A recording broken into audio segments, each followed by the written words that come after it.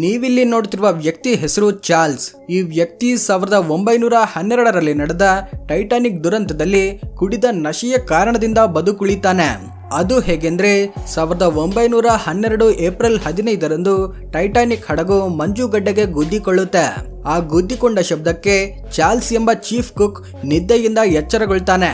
ನಂತರ ಹೊರಗಡೆ ಬಂದು ನೋಡಿದ್ರೆ ಜನ ಆತಂಕದಿಂದ ಆ ಕಡೆ ಈ ಕಡೆ ಓಡೋಗ್ತಿರ್ತಾರೆ. ನಂತರ ಚಾರ್ಲ್ಸ್ ಅಲ್ಲಿನ ಪ್ರತಿಯೊಂದು ಲೈಫ್ ಬೋಟ್ಗೆ ಬ್ರೆಡ್ ನ ಕೊಡ್ತಾನೆ. ಇದಾದ ನಂತರ ಕೆಳಗಡೆ ತನ್ನ ಕ್ಯಾಬಿನ್ಗೆ ಹೋಗಿ ಮದ್ಯ ಸೇವಿಸ್ತಾನೆ. ಮತ್ತೆ ಮೇಲೆ ಬಂದು ನೋಡಿದ್ರೆ ಲೈಫ್ ಬೋಟ್ ಅಲ್ಲಿ ಕೂತುಕೊಳ್ಳಲು ಹಲವಾರು ಜನರು ಭಯ ಪಡ್ತಾ ಇರ್ತಾರೆ. ಆಗ ಚಾರ್ಲ್ಸ್ ಅನೇಕ ಮಹಿಳೆಯರನ್ನ ಮಕ್ಕಳನ್ನ ಬಲವಂತವಾಗಿ ಲೈಫ್ ಬೋಟ್ ಅಲ್ಲಿ ಕೂರಿಸ್ತಾನೆ. ನಂತರ ಮತ್ತೆ ಕ್ಯಾಬಿನ್ಗೆ ಬಂದು ಮತ್ತಷ್ಟು ಮದ್ಯ ಸೇವಿಸ್ತಾನೆ. ಆಗಿನವರೆಗೂ ಚಾರ್ಲ್ಸ್ 2 ಬಾಟಲ್ನಷ್ಟು ಮದ್ಯ ಸೇವಿಸಿರ್ತಾನೆ. ನಂತರ ಮತ್ತೆ ಮೇಲೆ ಬಂದು ಲೈಫ್ ಬೋಟ್ ಅಲ್ಲಿ ಹತ್ತದೇ ಉಳಿದವರು ಕಟ್ಟಿಗೆಯ ಕುರ್ಜಿಗಳನ್ನ ಹಿಡ್ಕೊಂಡು ಬದುಕ್ತಾರೆ ಎಂಬ ನಂಬಿಕೆಯಿಂದ 50 ಕಟ್ಟಿಗೆಯ ಕುರ್ಜಿಗಳನ್ನ ಸಮುದ್ರದಲ್ಲಿ ಬಿಸಾಡ್ತಾನೆ.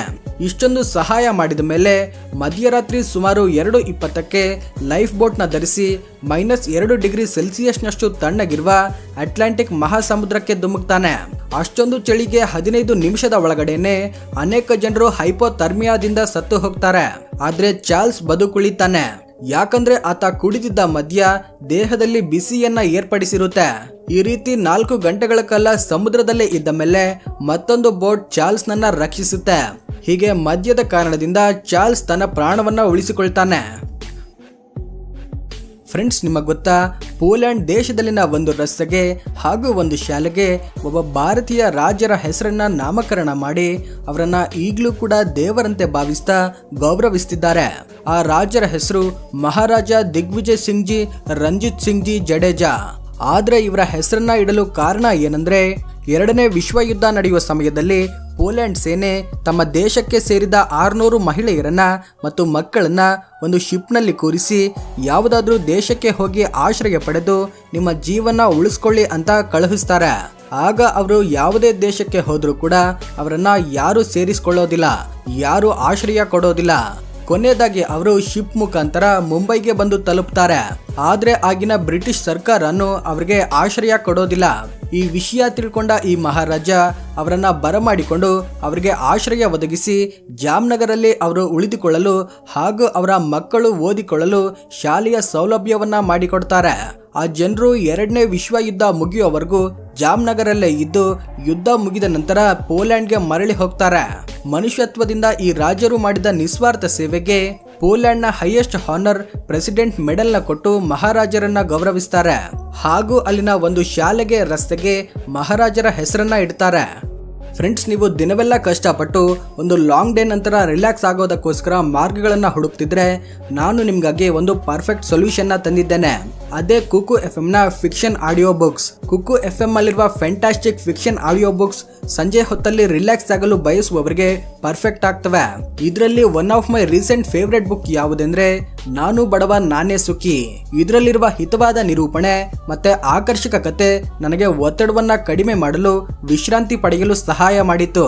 ಕುಕು FM ನಲ್ಲಿ ನಿಮ್ಮ ಮನಸ್ಥಿತಿಗೆ ಸರಿ ಹೊಂದುವಂತಹ ಎಲ್ಲ ರೀತಿಯ ಆಡಿಯೋ ಬುಕ್ಸ್ ಇವೆ.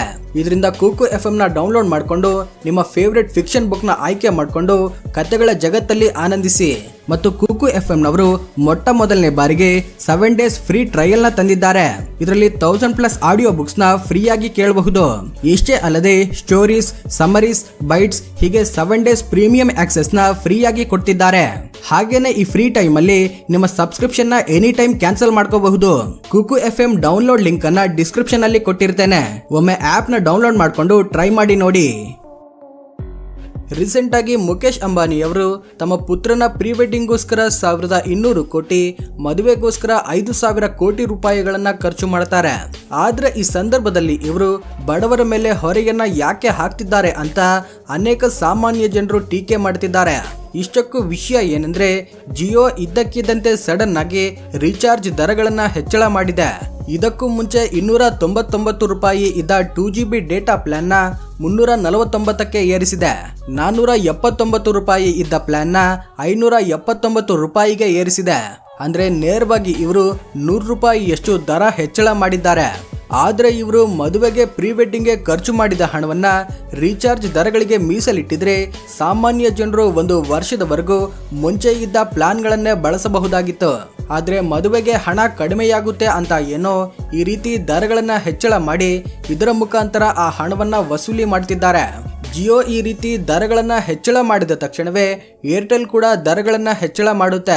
ಆದ್ರೆ ಇದರಿಂದ ಹೊರೆಯಾಗೋದಂತೂ ಸಾಮಾನ್ಯ ಜನರಿಗೇನೆ ಅಂತ ಹೇಳಬಹುದು. ನಿಮ್ಮ ಪ್ರಕಾರ ಈ ಟೆಲಿಕಾಂ ಕಂಪನಿಗಳು ಮಾಡಿದ್ದು ಸರಿನಾ ತಪ್ಪಾ ಅನ್ನೋದನ್ನ ಎಸ್ ಆರ್ ನೋ ಅಂತ ಕಮೆಂಟ್ ಮಾಡಿ ಹೇಳಿ. ಚೀನಾದಲ್ಲಿ ಯಾರಾದ್ರೂ ವ್ಯಕ್ತಿ ಯಾವುದಾದ್ರೂ ಲೋನ್ನ ತೆಗೆದುಕೊಂಡು ಅಂದ್ರೆ ಕಾರ್ ಲೋನ್, ಹೋಮ್ ಲೋನ್ ಹೀಗೆ ಯಾವುದಾದ್ರೂ ಒಂದು ಲೋನ್ನ ತೆಗೆದುಕೊಂಡು ಆಮೇಲೆ ಲೋನ್ ಹಣವನ್ನ ಮರುಪಾವತಿ ಮಾಡದೆ ತಪ್ಪಿಸಿಕೊಳ್ಳಲು ಪ್ರಯತ್ನಿಸಿದ್ರೆ ಆತನಿಗೆ ಬದುಕಿರುವಾಗಲೇ ನರಕ ತೋರಿಸ್ತಾರೆ. ಯಾಕಂದ್ರೆ ನೀವಿಲ್ಲಿ ನೋಡ್ತಿರುವ ವ್ಯಕ್ತಿ ಹೆಸರು ವ್ಯಾಂಗ್. ಈತ ಕಾರ್ ಲೋನ್ನ ತೆಗೆದುಕೊಳ್ತಾನೆ. ಆದ್ರೆ ಆ ಕಾರ್ ಲೋನ್ನ ಕಟ್ಟಲಾಗದೆ ಪರಾರಿಯಾಗಲು ಪ್ರಯತ್ನಿಸ್ತಾನೆ. ಇದನ್ನ ತಿಳ್ಕೊಂಡ ಕಂಪನಿಗಳು ಇದರಿಂದ ಇದಾದ ಮೇಲಿಂದ ಈತನು ಯಾವುದೇ ಟಿಕೆಟ್ಸ್ ನ ಬುಕ್ ಮಾಡಿದ್ರು ಅಂದ್ರೆ ಉದಾಹರಣೆಗೆ bus tickets, train tickets, flight tickets ಈ ರೀತಿ ಯಾವ ಟಿಕೆಟ್ಸ್ ನ ಬುಕ್ ಮಾಡಿದ್ರು ಕೂಡ ಅದನ್ನ ಕ್ಯಾನ್ಸಲ್ ಮಾಡಿಬಿಡ್ತಾರೆ.